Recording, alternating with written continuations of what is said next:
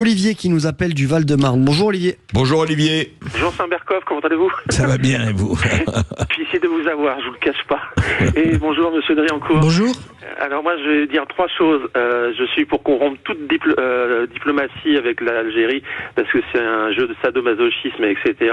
On se fait battre la coupe à chaque fois et il faut toujours avoir l'espèce de remords mémoriel, qu'on les isole diplomatiquement parce que j'ai plus d'affect moi de mon côté avec de par mon métier avec le Maroc. L'Algérie m'importe peu, je vous le dis tout de suite. Secondo, les accords de 68, il faut les dénoncer parce que, je prends un exemple, ma femme est sud-américaine, elle est chilienne en l'occurrence. Quand je fais des papiers pour elle, que ça soit le renouvellement de titre de séjour, mais particulièrement pour la CAF, la CNAV, il est dit dans les règlements, donc il y a pas d'équité, je parle pour les extra-européens par rapport à l'aspect algérien, qu'il faut un nombre de présence sur le territoire, d'années de présence, alors que les Algériens, ça passe comme une lettre à la poste, ils n'ont pas à justifier ça pour avoir des avantages sociaux, là, que ce soit RSA ou autre. Ça veut dire que tous les autres extra-européens pourraient dénoncer, dire à la France, pourquoi vous nous traitez ainsi, et les Algériens, ils ont le droit à tout. C'est-à-dire qu'en fait, on se retrouve dans des situations où les lois, je dirais, administratives de la CNAV, mais qui gèrent la CAF, bien entendu, se disent, oui, mais tous les extra-européens doivent montrer patte blanche, sauf les Algériens.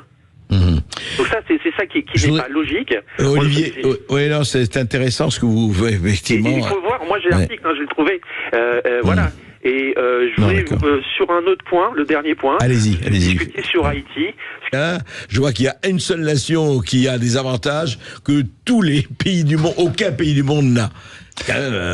Oui, mais là on revient aux accords de 68 et c'est pour cela que le texte que la Fondapol a publié au mois de mai dernier a eu autant, mon texte a eu autant d'écho parce que beaucoup de personnes ont découvert à cette occasion que les Algériens bénéficiaient d'avantages particuliers, d'avantages administratifs, d'avantages sociaux.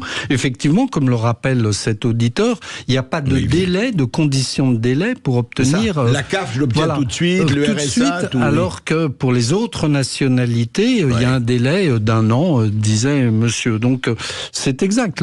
Les accords franco-algériens du 27 décembre 68 sont des accords dérogatoires. Alors sur d'autres points, les Algériens sont en retard par rapport à d'autres nationalités parce qu'il y a une évolution du droit depuis 1968, mais sur l'essentiel, ils sont privilégiés par rapport aux autres nationalités. Et juste à votre connaissance, Xavier Driancourt, c'est la seule nation qui a qui est privilégiée de ce point de vue-là. Oui.